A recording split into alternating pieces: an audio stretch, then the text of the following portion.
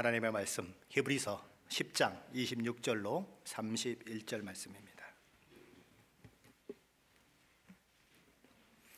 신약성경 364페이지 히브리서 10장 26절로 31절 말씀입니다.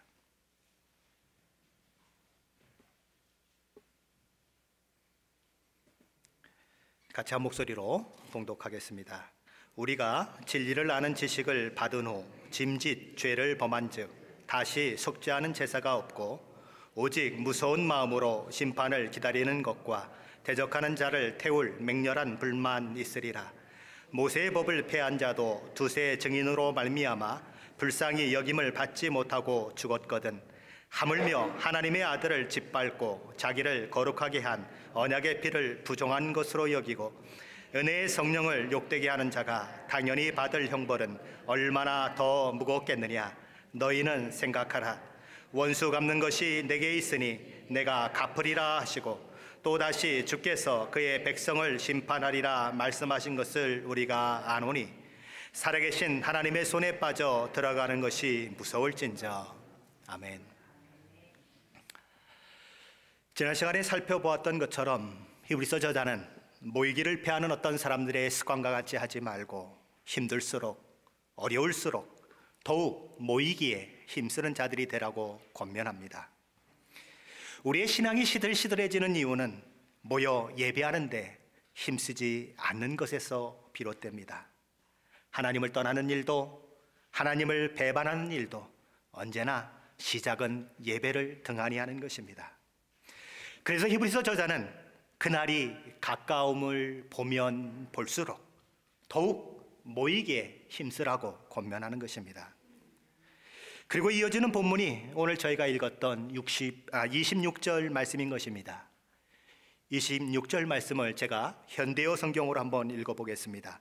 만일 누구든지 죄를 용서받을 수 있는 이 진리를 알고도 다시 구세주를 거부하고 죄를 계속 범한다면 그는 그리스도의 죽음으로도 용서받을 수 없습니다. 그런 죄는 용서받을 길이 전혀 없습니다. 누구든지 이 진리를 알고도 다시 우리 주 예수 그리스도를 거부하고 죄를 계속 범하는 자에게는 전혀 소망이 없다는 것입니다. 히브리서 저자는 고의로 죄를 짓고 고의로 그리스도를 거부하는 자들에게 오직 무서운 마음으로 심판을 기다리는 것과 대적하는 자를 태울 맹렬한 불만 있으리라 이렇게 경고합니다. 그것이 오늘 27절 말씀이지 않습니까? 거기에 보면 심판이 있음이 선포되고 있고 맹렬한 불이 타는 지옥의 형벌이 선포되고 있습니다. 하나님의 심판이 있다. 지옥의 형벌이 있다.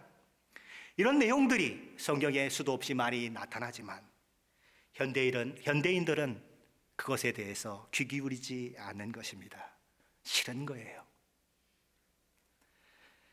그래서 그 말씀 자체를 무시하고 때로는 부정해 버리는 것입니다. 어떤 이들은 본래 하나님께서 말씀하신 그 의도가 있는데 그것과 다르게 해석을 해버리고 애써 외면하려고 하는 것입니다.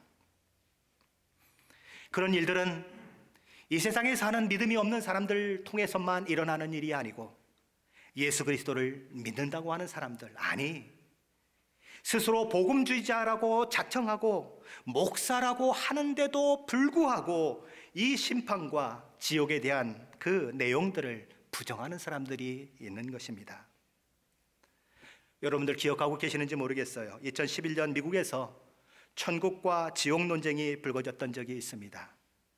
천국과 지옥이라고 하는 그 주제가 갑자기 논쟁이 되어버렸습니다. 그 이유는 당시 미시간주의 마스힐 처치의 담임 목사였던 랍 벨이라고 하는 목사가 한 책을 써서 출판을 했습니다. 사랑이 이긴다. 그는 그 책을 통해서 지옥의 실제를 부인하는 주장을 했습니다. 랍 벨 목사는 이렇게 얘기합니다. 지옥은 지상의 지옥들이다. 그는 우리가 엄청난 비극을 만나거나 또는 엄청난 사고를 만났을 때 가끔 우리가 그것을 회상하면서 그때 상황은 지옥 같았어 라고 말하는 것처럼 지옥은 악인이 죽은 후에 가서 형벌을 받는 장소가 아니라 현재의 삶 속에서 일어나는 그런 비극들이다, 이렇게 주장을 했어요. 지옥은 인종살상이나 강간, 그리고 부패한 사회 경제적 구조 같은 것들이다, 이렇게 주장했습니다. 그러니 심판을 받아 영원한 형벌에 처하는 지옥 같은 것은 없다, 이렇게 얘기하는 것입니다. 라펠 목사는 이 세상을 사는 모든 사람들이 결국은 예수 그리스도를 다 받아들이게 될 것이라고 주장을 해요. 이 세상에서 그런 일이 일어나지 않는다고 하면 그 다음 세상에서라도 그런 일이 일어나게 된다, 그렇게 주장하는 것입니다. 그가 말하는 것은 이렇습니다. 하나님의 사랑은 모든 굳어진 마음들을 녹이실 것이고 최악의 타락한 죄인들조차도 마침내는 저항을 내려놓고 하나님께 돌아가게 될 것이다. 하나님의 사랑으로 이 세상뿐만 아니라 죽은 후에 다음 세상에서까지 사람들의 굳은 마음이 다 녹아져 내린다면, 그래서 하나님께 다 돌아가게 된다고 하면 결국 이 세상에 살고 있는 사람들이나 이미 살았다가 죽은 사람들이나 상관없이 다 천국에 가게 되는 거예요. 그렇죠? 그러면 지옥이 존재할 이유가 전혀 없는 것입니다. 그래서 그는 지옥은 없다고 주장하는 거예요. 그러나 예수님은 분명히 지옥이 있다고 말씀하십니다. 마태복음 5장 22절에 보면 지옥불에 들어가게 되리라 그러셨어요. 아니 목사님, 이건 어떻게 된 겁니까? 라펠 목사는 이렇게 얘기합니다. 예수께서 말씀하신 지옥은 예루살렘 밖 쓰레기 처리장을 가리키는 것이다. 예수님 시대에 있었던 도시의 쓰레기장을 가리키는 것이라는 겁니다. 사람들은 그곳에다 쓰레기를 갖다 버렸어요. 그리고 그곳에는 하루 종일 쓰레기를 태우는 일들이 있었습니다. 그래서 매캐한 냄새가 나고 불이 항상 있고 그 위에서는 그 쓰레기 더미를 뒤지는 많은 동물들이 있었던 것이죠. 그래서 그 동물들이 서로 음식을 먹겠다고 으르렁거리고 싸움을 하고 그런 일들이 일어났던 것, 그 쓰레기장이 바로 지옥이다, 그렇게 주장하는 겁니다. 그런 뉴욕타임즈가 지정한 사람 중에서 미국에서 가장 영향력 있는 복음주의자로 평가되는 사람이었고, 그가 당시 마스힐 처치에서 심우했을 때에는 그 교회의 출석 인원만 10,000명이 넘었습니다. 엄청난 교회였죠. 그러니 그가 주장한 이 파장이 얼마나 컸겠습니까? 갑자기 지옥과 이 천국에 대한 논쟁이 그 해를 막 뒤집어 버리는 것입니다. 왜 사람들은 지옥에 대해서 이렇게 알레르기 반응을 보이고 있을까요? 왜 지옥만 얘기하면 무시하려고 하고 부정하려고 하고 그것은 거짓말이라고 주장하려고 할까요? 제가 오늘 설교를 준비하기를 위해서 지난주에 책 한 권을 급하게 사서 읽었습니다. 프랜시스 첸 목사님이 쓴 책으로서 제목이 지옥은 없다라는 책입니다. 영어 본래의 제목은 Erasing Hell, 그러니까 어떻게 되죠? 우리말로 하면 지옥 지우기, 이렇게 하면 되겠죠? 물론 이 책의 마침표, 이 책은 지옥이 없다 그러고 마침표로 끝나는 게 아닙니다. 지옥은 없다 하고 물음표로 끝나는 거예요. 그러니까 우리말 뉘앙스를 살려서 제목을 다시 쓴다면 아마도 이렇게 될 것입니다. 지옥이 없다고? 정말? 이렇게 되는 겁니다. 무슨 얘기냐 하면 이 사람은 이 책을 통해서 지옥이 없다고 하는 것을 주장하려고 이 책을 쓴 것이 아니고 지옥이 없다고 주장하는 사람들의 그 주장이 왜 틀린지를 얘기하고 있는 것입니다. 그래서 초대교회의 그 많은 유대인들의 그 자료들과 성경에 얘기하는 자료들을 다 섭렵해서 조목조목 지옥이 없다고 얘기하는 사람들을 반박하는 것입니다. 그 겉표지에는 이렇게 큰 제목이 써 있죠. 지옥은 없다. 그리고 물음표가 있고 그 밑에는 이렇게 글귀가 적혀 있습니다. 지옥을 제대로 믿지 않는 사람치고 천국을 제대로 아는 사람은 없다. 지옥은 교리의 문제가 아니고 생사의 문제다. 그게 첫 겉표지인 것입니다. 자, 책장을 넘기면 독자들에게 이 프랜시스 첸 목사님은 이렇게 질문을 던집니다. 당신은 비그리스도인에게는 심판을 통해 능력을 나타내시고 그리스도인에게는 영원한 축복을 보이시며 은혜를 보이시는 그런 하나님을 믿기 원하십니까? 정직히 한번 말해 보십시오. 정말 그런 하나님을 믿고 싶으십니까? 그렇게 질문을 하고는 이분은 자기 혼자 이렇게 대답을 해요. 내가 용기를 내자면 이 질문에 대한 정직한 대답은 아니다이다. 그는 이렇게 덧붙입니다. 절대로 아니다. 내게는 예수님을 거부하는 가족과 친구들이 있다. 나는 비그리스도인을 심판하는 그런 하나님을 믿고 싶지 않다. 물론 극악무도한 사람들을 벌 주셔야 할지 모른다. 그것은 일리가 있다. 그러나 손해 보이는 사람들은 어쩌랴. 그저 잘못된 종교를 선택해서 그래서 지옥의 심판에 그들에게 임하게 된다면 그건 너무나 가혹한 것이 아니냐. 적어도 내가 가진 이 양심의 정의로서는 그렇다. 이렇게 얘기하는 것입니다. 이 목사님이 얘기하는 것이 무엇입니까? 이런 마음을 가지고 있는 것이 바로 보편적인 세상 사람들의 모습이라고 하는 겁니다. 그래서 그렇게 심판과 지옥에 대한 성경 말씀을 부정하려 하고 부정하는 것 자체가 어렵다고 느껴지면 그것을 변경시켜버리는 것입니다. 죽은 후에도 다시 한번 기회가 주어진다는 주장을 하게 돼서 결국은 무엇까지 등장합니까? 연옥이라고 하는 교리까지 등장하게 되는 것입니다. 프랜체스 첸 목사님은 이렇게 말합니다. 나도 마지막에 모든 사람을 구원하시는 그런 하나님을 믿고 싶다. 그러나 정말 하나님의 그것이 하나님께서 말씀하시는 말씀인가? 성경이 정말 그렇게 가르치고 있는가? 라펠 목사의 주장이나 초대 교부로서 만인 구원론을 주장했던 오리겐의 주장을 뒷받칠 만한 성경 말씀이 있는가? 성경은 마지막에 모든 사람이 구원받는다고 말하는가? 결론은 그렇지 않다는 것입니다. 이런 사람들과는 달리 또 다른 생각을 가진 사람들이 있습니다. 지옥을 인정하기는 해요. 그런데 지옥의 참상에 대해서 성경이 말하는 것과 다르게 생각하는 사람들이 또 한 부류에 있는 것입니다. 이런 사람들을 멸절론자라고 부릅니다. 멸절, 완전히 없어진다, 이런 주장을 하는 사람들입니다. 하나님께서 악인을 심판하는 것까지는 인정하는데 그들이 영원히 지속적으로 고통을 당하는 것은 아니라는 거예요. 어떤 것들을 불로 태우면 불로 태워져가지고 뭐만 남냐면 죄만 남는 것처럼 어떤 악인이 지옥에 떨어지게 되면 완전히 그 지옥에서 소멸됨으로 완전히 끝나버림으로 영원히 지속적으로 주어지는 형벌이나 고통은 없다, 이렇게 얘기하는 거예요. 복음주의를 아주 대표하는 인물 중에 한 사람이 있습니다. 여러분들도 아시는지 모르겠어요. 존 스타터. 그는 이렇게 얘기합니다. 나는 지옥에서 의식을 가진 채 영원히 형벌을 당한다는 그 개념이 용납될 수 없다는 것을 발견하며 어떻게 사람들이 중압감 때문에 지각이 마비되거나 분열되지 않은 채 살 수 있는지 이해가 가지 않는다. 존 스타터 그러면 얼마나 유명한 사람인지 몰라요. 존 파이퍼, 존 스타터, 조나단 에즈워즈, 로이드 존스, 그 사람들과 어깨를 같이 하는 사람이에요.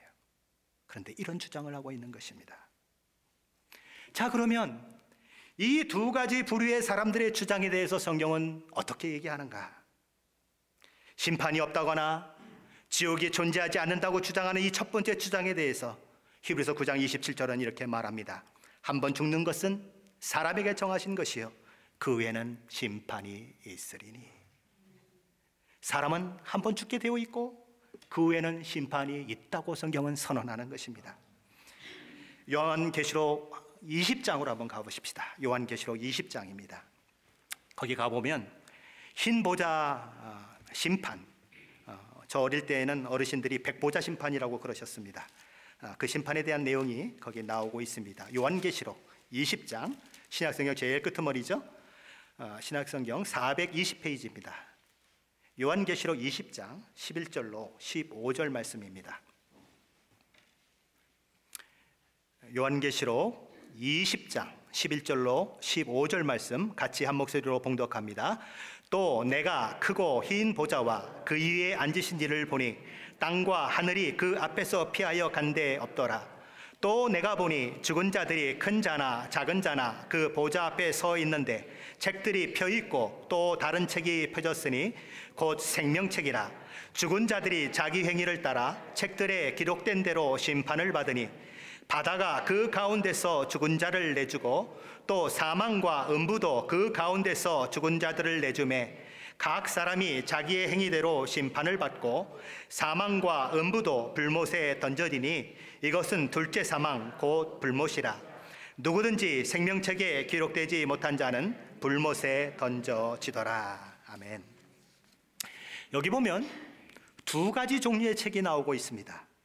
하나는 책들이라고 표현된 책이 하나 있어요. 하나는 아니죠. 책들이니까 여러 개 책이겠죠. 그리고 또 하나의 책은 뭐냐면 생명책입니다. 생명책이 아니고 다른 책들에 기록한 대로 자기 행위를 따라 심판받는 사람들이 있다고 얘기합니다. 행한 대로, 자기 행한 대로 전혀 긍휼을 받지 못하고 자기 행한 대로 심판을 받는 자들이 책들에 기록이 되어 있어요. 반면에 생명책에 이름이 기록된 자들이 있는 것입니다. 심판을 면하고 지옥 형벌에서 죄되어 있는 사람들인 것입니다. 그런데 여기 이 생명책이 어떤 책인가? 요한계시록 21장 27절에 가면 하나님 나라에 누가 들어가는가를 얘기하면서 이렇게 얘기해요. 오직 어린 양의 생명책에 기록된 자들만 들어가리라. 어린 양의 그 생명책에 그 이름이 없는 자들은 그들의 행위에 따라 심판을 받아서 불못, 즉 지옥에 떨어질 것입니다. 그러나 어린 양의 생명의 책에 그 이름이 있는 자들은 하나님의 긍휼을 입어 그 모든 심판으로부터 자유하게 되는 것이지요. 예외가 되는 것입니다. 그래서 생명책에 이름이 기록된 그 아름다운 은혜를 받아 누리게 되는 것이지요. 자, 뭐라고 얘기합니까? 심판도 있고 지옥도 있다. 그렇게 얘기하는 것입니다. 자, 이제 두 번째 주장인 영혼 멸절설에 대해서 한번 생각해 보십시다. 이것은 불신자들이 죽은 후에 완전히 소멸해 버린다는 그런 주장입니다. 물론 천국에 가서 그 아름다운 복락을 누리는 것은 불가능해요. 그런데 죽은 후에는 완전히 소멸해 버린다는 것입니다. 자, 그러면 어떤 문제가 생깁니까? 지옥이 있어야 할 이유가 없는 거예요. 왜요? 다 소멸될 버렸으니까 그 지옥에 있어야 할 사람이 한 명도 없어요. 그렇죠? 다 없어졌다니까요. 그죠? 지옥이 필요 없게 되는 거예요. 지옥은 있으나 마나인 거예요. 그런데 성경은 뭐라고 얘기합니까? 요한계시록 20장 10절에 이런 말씀이 있습니다. 또 그들을 미혹하는 마귀가 불과 유황못에 던져지니 거기는 그 짐승과 거짓 선지자도 있어 세세토록 밤낮 괴로움을 받으리라. 불못, 그러니까 지옥에 들어가는 세 종류의 그런 존재들이 있습니다. 첫째는 마귀고, 둘째는 적그리스도라 불리우는 짐승이고, 셋째는 거짓 선지자예요. 근데 여기 그들이 당하는 이 괴로움의 시간을 어떻게 표현하고 있느냐면 세세토록 밤낮 괴로움을 받으리라, 이렇게 얘기하는 것입니다. 요한계시록 20장 15절에 가면 우리가 이미 읽었어요. 그렇죠? 누구든지 생명책에 기록되지 못한 자는 어디에 들어간다고요? 불못에 던져지지라. 그렇죠? 이 세 무리와 함께 생명책에 기록되지 못한 자가 이 불못에 들어가요. 그러면 불못에 들어가면 어떻게 된다 했죠? 시간적으로 세세토록 밤낮 괴로움을 받으리라, 이렇게 되어 있어요. 그러면 생명책에 기록되지 않아서 지옥에 들어간 사람은 그냥 멸절되는 겁니까? 아니면 세세토록 밤낮 괴로움을 받는 것입니까? 물어보나 말하죠. 세세토록 밤낮 괴로움을 받게 되어 있는 것입니다. 그것이 성경이 얘기하는 심판과 지옥이에요. 멸절되는 것도 아니고 없는 것도 아닌 거예요. 세세토록 형벌과 고통이 지속된다고 성경은 기록해요. 그러니 영혼 멸절설 같은 것은 성경이 뒷받침하는 교리가 아닌 거예요. 아무리 존 스타터가 주장을 해도, 그의 할아버지가 주장을 해도 성경적인 것이 아닌 거예요. 지금 제가 왜 이런 지옥의 얘기를 하고 있습니까? 오늘 본문에서 이 심판과 지옥에 관한 이야기를 하고 있기 때문에 그런 겁니다. 우리 히브리서 10장 26절, 27절 말씀 다시 한번 같이 봅니다. 우리 앞에 좀 비춰줄 수 있나요? 자, 같이 읽읍시다. 시작. 우리가 진리를 아는 지식을 받은 후 짐짓 죄를 범한즉 다시 속지 않은 제사가 없고 오직 무서운 마음으로 심판을 기다리는 것과 대적하는 자를 태울 맹렬한 불만 있으리라. 왜 히브리서 저자는 사람들이 그렇게 싫어하는 이 심판과 지옥의 문제를 가지고 경고를 하고 있을까요? 지금 히브리서 독자들은 내적으로 외적으로 박해와 고난의 시기를 보내고 있습니다. 내적으로는 동족인 유대인들로부터, 외적으로는 지배계급인 로마 사람들로부터 양면의 공격을 받고 있는 거예요. 그들 중 어떤 이들은 육체적으로 고통을 당하기도 하고, 집을 빼앗기기도 하고, 재산을 빼앗기기도 하고, 어떤 이들은 옥에 갇히기도 하고, 어떤 이들은 수많은 사람들 앞에서 조롱거리가 되기도 했어요. 죽는 사람도 발생을 했죠. 자, 이런 상황 가운데서 어떤 이들은 이런 어려움과 핍박을 받고 있음에도 불구하고 하나님 나라의 소망을 가지고 하나님 앞에서 받을 그 상급을 붙들고, 그래 내가 고난을 받아도 하나님 그 믿는 믿음을 포기하지 않으리라. 이것이 얼마나 소중한데 내가 이것을 포기할 수 있으랴, 그러면서 그것을 기쁨으로 감당해내는 사람들이 있었습니다.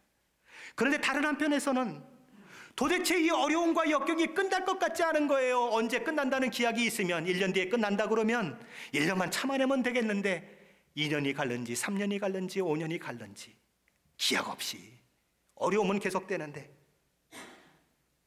이 역경 가운데 차라리 박해가 없는 유대교 그곳으로 다시 돌아가 버릴까, 그런 유혹을 받는 사람들이 있었던 것입니다. 마치 광야 생활 가운데서 어려움이 있고 역경이 있을 때에 우리가 애굽으로 돌아가자 했던 것처럼 그런 마음을 가진 사람들이 있었던 거지요. 그래서 점점 어떤 일들이 일어납니까? 예배 모임에 안 나오고 슬슬 빠지고 한 달에 한 번 빠지더니 이젠 2달에 한 번밖에 안 나오고, 좀 있다가는 6개월에 한 번밖에 안 나오고, 좀 있다가 1년에 한 번밖에 안 나오고, 아예 안 나와버리는 사람이 생기는 거예요. 아니, 어떻게 그럴 수 있느냐고요? 직장생활 해보신 분들 있습니까?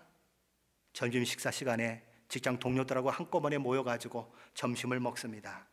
다 안 믿는 사람들이에요. 하나님, 오늘 이 귀한 음식을 주셔서 감사합니다. 그러면서 정말 간절히 몇십 조 기도하는 것이 얼마나 힘드셨어요. 저녁 시간에 회식을 하러 사람들이 같이 갔습니다. 앞에 소주병이 있고 맥주병이 있고 막, 그런데 그 안에서 하나님의 사람이라고 탁 눈을 감고 기도하는 그것이 얼마나 힘들어요. 그래서 눈은 감지는 못하고 눈을 똑바로 뜨고 하나님 잘 먹을게요, 아멘, 그러고서 그냥 후다닥 먹어버리는 그런 모습이 우리 가운데 있지 않습니까? 환난을 견딘다는 것, 핍박을 견딘다는 것 생각보다 쉽지 않은 거예요. 이런 이유로 인해서 히브리서 저자는 핍박과 어려움을 겪고 있는 유대인들에게 우리가 받은 구원이 어떤 것이냐, 우리에게 허락된 그 놀라운 구원이 얼마나 귀한 것이냐, 그것에 대해서 설명하고 또 설명하고 또 설명했어요. 히브리서 1장에서부터 시작해서 히브리서 10장 18절에 이르기까지 온 힘을 다해서 온 정성을 다해서 너희가 받은 그 구원이 어떤 것이냐, 그것을 계속해서 설명해 왔습니다. 왜 그랬을까요? 유대인들, 그들에게 익숙했던 그 희생 제물로 드렸던 그 죄사함, 그것과는 비교할 수 없는 하나님의 아들 예수 그리스도를 통해서 주신 우리가 받는 이 구원은 마지막 최종적으로 우리에게 허락하신 구원이기에 너희가 그것을 잊어서는 안 된다, 그 얘기를 하는 것입니다. 그것이 정말 소중한 줄 알면, 그것이 정말 귀한 줄 알면 포기하지 않아요. 그런데 내가 가지고 있는 것보다 다른 것이 더 귀하다고 생각하면 언제든지 내던지는 것입니다. 히브리서 저자는 무엇을 얘기하고 있습니까? 너희가 가지고 있는 것이 가장 귀한 것이다. 포기하지 말아라. 네 목숨을 빼앗기는 한이 있어도 이것만큼은 놓치지 말아라. 이것이 너희에게 허락된 구원이다, 이 얘기를 하는 거예요. 그래서 히브리서 저자는 히브리서를 시작하면서 1장 2절에서도 이런 말을 한 것입니다. 이 모든 날 마지막에는 아들을 통하여 우리에게 말씀하셨다. 무슨 얘기예요? 더 이상은 없다. 최종적이고 마지막 구원의 방법이 아들 예수 그리스도를 통해서 이루신 구원이다. 그래서 사도 베드로도 이렇게 외치는 것이 아닙니까? 다른 이로서는 구원을 받을 수 없나니 천하 사람 중에 구원을 받을 만한 다른 이름을 우리에게 주신 일이 없습니다. 사도 베드로만 그랬습니까? 예수님도 직접 이렇게 말씀하시지 않았습니까? 내가 곧 길이요 진리요 생명이니 나로 말미암지 않고는 아버지께로 올 자가 없느니라. 없어요. 없다고요. 하나님의 아들을 십자가에 못 박아 죽으시게 함으로써 이루어진 구원을 너희가 정말 그럼에도 불구하고 버리고 그리스도를 떠나버린다면 너희의 결국은 영원한 심판과 영원한 형벌을 받을 것 외에는 없다.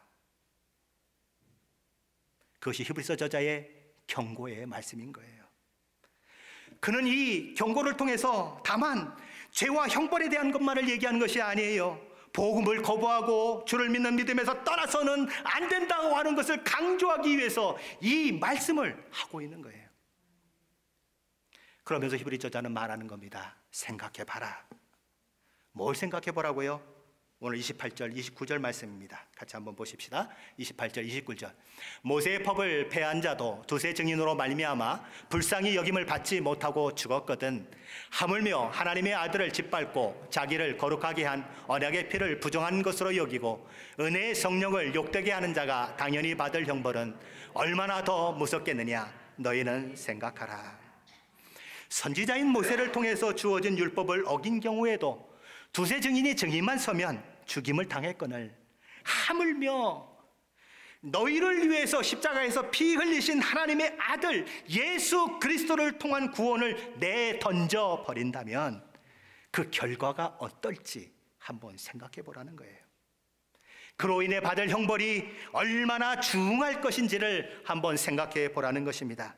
전에 알았고 고백하였던 진리에 대한 믿음과 고백을 등져버리고 개인이 의도적으로 우리 주 예수 그리스도를 버리고 하나님을 등지고 떠나는 행위를 하는 자는 심판을 피할 수 없고 지옥불에 떨어지는 형벌을 피할 수 없다는 것입니다. 그런 배도의 행위를 하는 경우에 더 이상 소망이 없는 이유가 무엇인가? 오늘 히브리서 저자는 이렇게 얘기하는 것입니다. 첫째로 자기를 위해 십자가를 친히 지신 하나님의 아들 예수 그리스도를 그것은 마구 짓밟는 행동이기 때문에 그런 것입니다. 둘째는 하나님께서 친히 맹세하셔서 허락된 언약의 피, 다시 말해서 독생자 예수 그리스도를 이 땅에 보내시고 친히 그를 어린 양된 속죄 제물로 삼으셔서 십자가에 죽게 하심으로 이루신 그 피 흘리심의 은혜, 언약의 피를 부정하는 행위이기 때문에 배도하는 것에는 희망이 없다는 거예요. 세 번째는 그 우리 주 예수 그리스도의 십자가의 보혈로 이루신 구원이 우리 안에서 이루어지도록 우리를 위해 간구하시는 성령 하나님의 은혜를 욕되게 하는 행위이기 때문에 그렇다는 것입니다. 우리에게 구원이 이루어지게 하기 위해서 성령 하나님은 우리의 마음을 부드럽게 하시고 우리의 마음을 자극하시고 설득하시고 이끄시고 말할 수 없는 탄식으로 부르짖으셨는데 그래서 하나님을 알게 되고 예수 그리스도를 알게 되고 믿음이 무엇인지를 알게 되고 십자가가 무엇인지 알게 됐는데 그럼에도 불구하고 떠나간다면 성령의 은혜를 욕되게 하는 것이 아니냐 이렇게 얘기하는 것입니다. 그러면 소망이 없다. 유대교로 돌아가는 것이 구원을 보장하는 방법이 될 수 있다면 빨리 돌아가야지요. 다른 곳에서 구원을 얻을 방법이 정말 있다면 포기하고 빨리 가야죠. 왜 매맞고 있어요? 왜 어려움을 당하고 있어요? 그럴 필요가 뭐 있어요? 그러나 예수 그리스도를 떠나서는 구원이 없습니다. 그러니 어려움이 와도 환난이 와도 역경이 와도 인내하고 우리 주님 곁에 꼭 붙어 있어라. 그것입니다. 요한계시록 22장 12절은 이렇게 선포합니다. 보라, 내가 속히 오리니 내가 줄 상이 내게 있어 각 사람에게 그가 행한 대로 갚아주리라. 오늘 보면 30절도 그것을 이야기합니다. 원수 갚는 것이 내게 있으니 내가 갚으리라 하시고, 또다시 주께서 그의 백성을 심판하리라 말씀하신 것을 우리가 아노라. 그러니 만일 너희가 배도하면, 31절 말씀입니다, 살아계신 하나님의 손에 빠져들어간다면 얼마나 무섭겠느냐.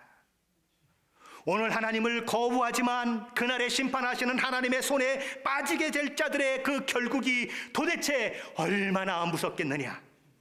그것을 생각하고 믿음에 굳게 서서 너희가 듣고 믿음 바 복음의 소망에서 흔들리지 말아라, 그렇게 얘기하는 것입니다.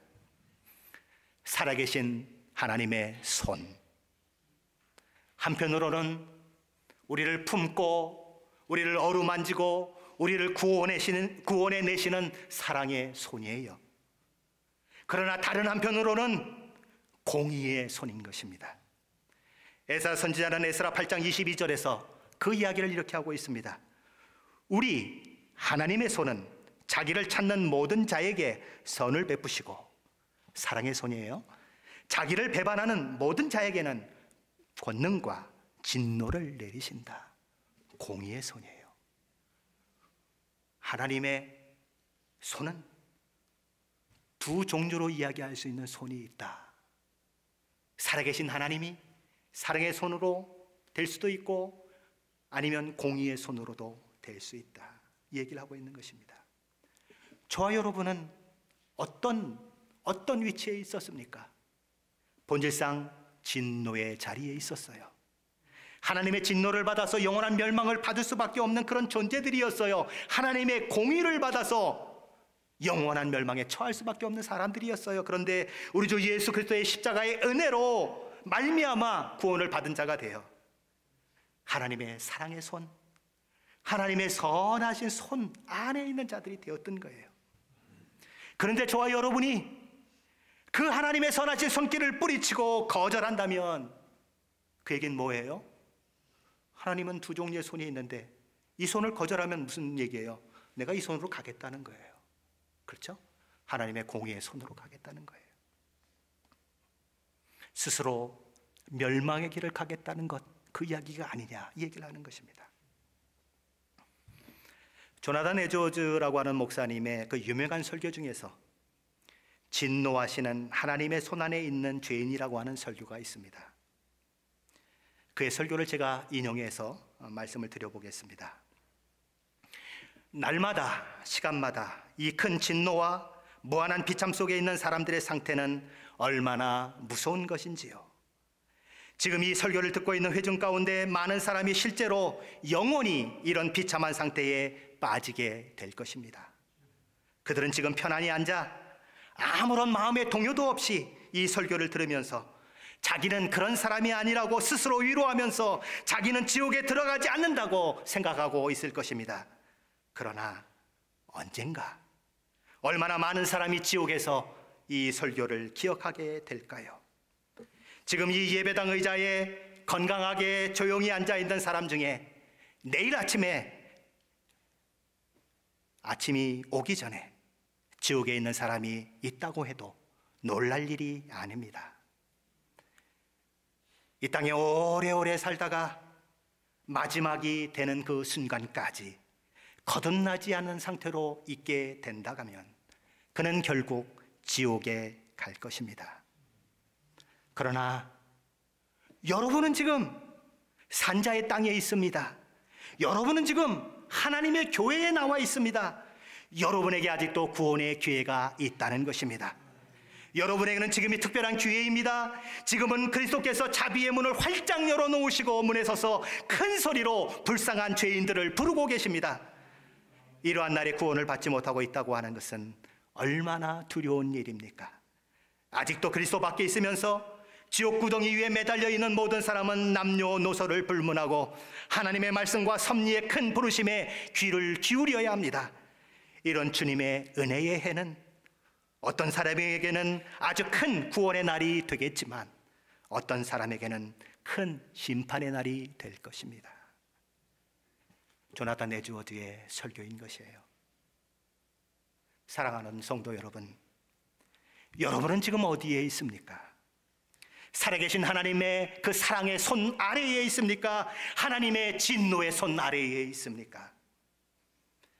저와 여러분이 살아계신 하나님의 사랑의 손 안에 있다면 물러서지 마십시오. 어떤 상황이 있어도 돌이키지 마십시오.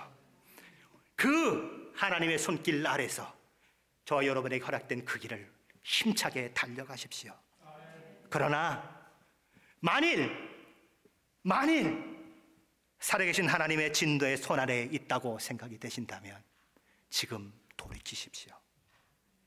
예수 그리스도의 십자가의 피로 열어놓으신 그 길로 돌이키십시오. 조만간 저와 여러분이 하나님의 심판대 앞에 서게 될 터인데 그때는요 기회가 없어요. 죽은 다음에 다른 기회가 있다고요? 우리 이미 살펴봤어요. 없어요. 그냥 죽으면 그만이라고요? 천만에요. 성경은 그렇게 얘기하지 않아요. 영원히 고통과 어려움이 있겠다고 얘기해요. 하나님의 두 손이 있어요. 사랑의 손길이 있어요. 공의의 손길이 있어요.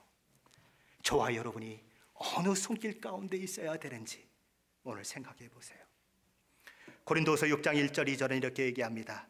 우리가 하나님과 함께 일하는 자로서 너희를 권하노니 하나님의 은혜를 헛되이 받지 말라. 이르시되 내가 은혜 베풀 때에 너희에게 듣고 구원의 날에 너를 도왔다 하셨으니 보라 지금은 은혜 받을 때요 보라 지금은 구원의 날이로다. 아직 내 생명이 살아있는 것, 아직 내가 하나님의 부르심을 받지 않고 심판대 앞에 서지 않는 것, 하나님의 긍휼의 시간이에요. 하나님이 어딨어? 막 만용을 부려도 하나님이 참고 참으시며 기다리시는 사랑의 시간이라고요. 놓치지 마십시오. 돌이키세요. 하나님 앞에 나아가 하나님을 그 마음 가운데 받아들일 뿐만 아니라 그분이 우리에게 허락하신 그 구원의 놀라운 은혜를 오늘 받아 누리시고 또 그 길을 향해 달려 나아가시는 저와 여러분이 되시기를 예수 그리스도의 이름으로 간절히 축원합니다. 기도하시겠습니다.